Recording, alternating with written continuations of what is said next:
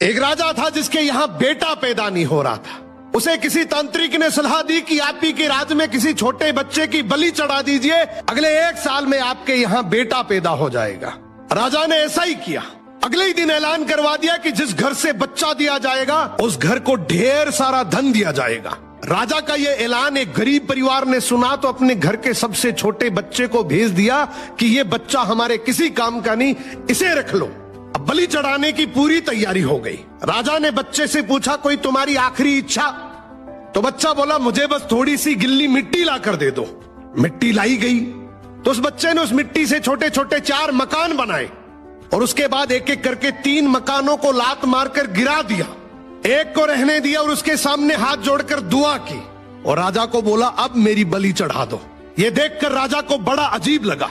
वो डर सा गया कि शायद बच्चे ने कोई तंत्र विद्या की हो। उसने बच्चे से पूछा, तूने ये क्या किया था?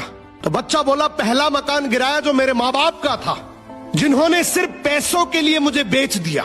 दूसरा मकान रिश्तेदारों का था, उन्होंने भी मेरे माँ बाप को ऐसा करने से रोका नहीं, तो उनका भी मकान गिरा दिया।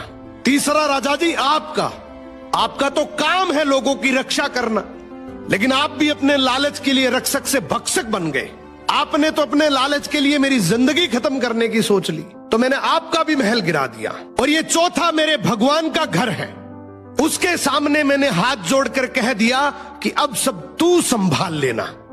राजा ने बच्चे की बात सुनी तो आंखों में आंसू आ गए और गहराई से सोचा कि किसी हंसती खेलती जिंदगी को खत्म करके मुझे बेटा मिल भी गया तो मेरे किस काम का, क्योंकि मेरे राज में न्याय की भूल हो सकती है लेकिन उस ऊपर वाले की डायरी में गलती की कोई गुंजाइश नहीं है।